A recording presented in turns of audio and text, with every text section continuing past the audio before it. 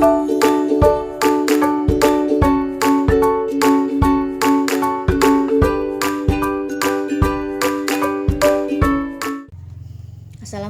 warahmatullahi wabarakatuh. Coba dibayangkan jika kita ingin membuka bisnis, apakah kita cukup memiliki ide yang cemerlang atau semangat yang tinggi? Tentu tidak. Tapi kita juga perlu mengetahui apakah rencana bisnis kita itu layak atau tidak untuk dijalankan. Nah, dari sinilah peran penting studi kelayakan bisnis.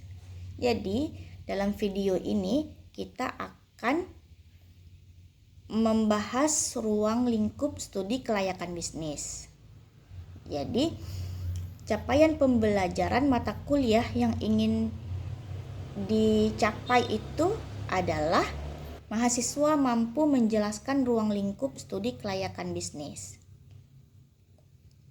Jadi, materi yang akan dibahas dalam video ini yang pertama, pengertian studi kelayakan bisnis.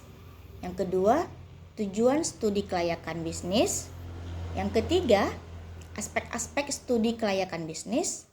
Dan yang keempat, pihak-pihak yang berkepentingan terhadap hasil studi kelayakan bisnis. Jadi, apa itu studi kelayakan bisnis? Jadi, studi kelayakan bisnis adalah suatu kegiatan yang menilai apakah rencana bisnis itu layak atau tidak untuk dijalankan, baik dari aspek hukum, aspek teknis, aspek ekonomi, aspek keuangan, aspek pasar dan pemasaran, hingga aspek sosial. Terus jika ada yang bertanya, apa sih tujuan mempelajari studi kelayakan bisnis? Nah, jadi tujuan utama kita mempelajari studi kelayakan bisnis itu yang pertama adalah menghindari risiko kerugian. Jadi, maksud menghindari risiko kerugian itu, kita bisa meminimalisir kemungkinan turisiko yang akan dihadapi, ya. Jadi dengan mempelajari ini kita bisa mengantisipasi dari awal kemungkinan itu, ya. Kemudian tujuan yang kedua adalah memastikan bahwa bisnis sesuai kebutuhan pasar. Oke. Jadi apa sih maksudnya? Jadi maksudnya itu kita bisa tahu apakah rencana bisnis kita ini ada nggak peminatnya, atau apakah bisnis kita ini akan ada permintaannya di pasar atau tidak. Jadi dengan mempelajari studi ini kita bisa tahu nih kebutuhan pasar itu sebagai semana, ya. Terus tujuan yang ketiga adalah membantu penyusunan rencana bisnis yang lebih matang. Jadi maksudnya dengan mempelajari studi kelayakan bisnis kita bisa menyusun rencana bisnis kita itu dengan lebih rinci, dengan lebih pasti. Kita bisa tahu tahapan-tahapan apa aja yang harus kita persiapkan, ya. Jadi itu dia maksud dari membantu penyusunan rencana bisnis yang lebih matang. Dan yang keempat yaitu meyakinkan investor atau pemberi dana. Apa sih maksudnya? Jadi maksudnya dengan melakukan studi kelayakan bisnis kita bisa nih memastikan atau meyakinkan si investor atau lembaga pembiayaan untuk memberikan pinjaman dana ke bisnis kita. Bagian 4. Oke, tadi saya juga sudah menjelaskan secara sekilas aspek-aspek apa saja yang akan dinilai dalam studi kelayakan bisnis. Oke, jadi aspek-aspek yang akan dinilai dalam studi kelayakan bisnis itu, yang pertama itu ada aspek hukum. Jadi aspek hukum ini akan menganalisis apakah usaha ini sesuai peraturan yang berlaku atau tidak. Terus bagaimana legalitas usaha? Apakah dia memiliki izin-izin yang diminta? Jadi uh, legalitas atau izin-izin itu akan dianalisis di aspek hukum. Yang kedua itu ada aspek teknis. Jadi aspek teknis ini akan menilai atau menganalisis apakah lokasi usaha itu sudah tepat atau tidak, ya. Terus akan menjelaskan bagaimana proses produksinya, bagaimana besaran produksinya, ya. Apa teknologi yang tepat digunakan pada bisnis itu. Dan yang ketiga itu ada aspek pasar dan pemasaran. Jadi dalam aspek ini itu akan menguji atau menganalisis bagaimana permintaan pasar terhadap produk atau jasa yang kita tawarkan. Terus bagaimana kondisi persaingan pasar. Oke, jadi hal-hal yang demikian itu akan dijelaskan dalam aspek pasar dan pemasaran. Dan yang keempat itu ada aspek keuangan. Aspek keuangan itu akan menganalisis atau menguji bagaimana arus kas suatu bisnis atau laporan keuangan bisnis itu. Selain itu juga akan menjelaskan apakah bisnis ini menguntungkan atau tidak. Nah, itu akan dijelaskan dalam aspek keuangan. Yang kelima itu ada aspek lingkungan.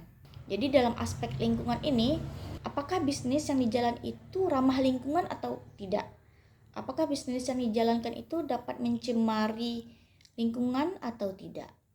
Jadi bagaimana dampaknya terhadap lingkungan masyarakat? Ya, ini jadi hal-hal yang berkenaan dengan lingkungan akan dijelaskan dalam aspek lingkungan. Dan kemudian yang terakhir itu adalah aspek sosial. Jadi dalam aspek sosial itu akan menguji atau menganalisis suatu bisnis itu apa dampaknya terhadap sosial masyarakat. Bagaimana dampaknya terhadap kesejahteraan masyarakat. Jadi itu akan dijelaskan dalam aspek sosial.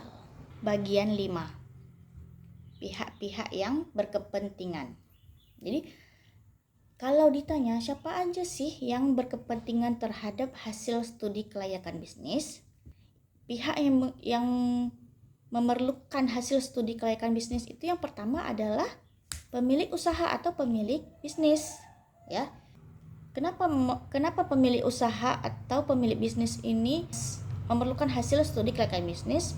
Karena supaya mereka tahu nih, dengan adanya hasil studi kelayakan bisnis, mereka bisa mengambil keputusan bisnisnya, apakah melanjutkan atau tidak bisnis itu. Dan yang kedua itu adalah investor atau pemberi dana. Jadi mereka itu memerlukan hasil studi kelayakan bisnis untuk meyakinkan atau memastikan mereka. Investor atau pemberi dana ini perlu diyakinkan dengan hasil studi kelayakan bisnis, ya. Karena mereka akan menginvestasikan dananya atau meminjamkan dananya kepada pemilik usaha, sehingga mereka perlu hasil studi kelayakan bisnis. Yang ketiga itu adalah pemerintah.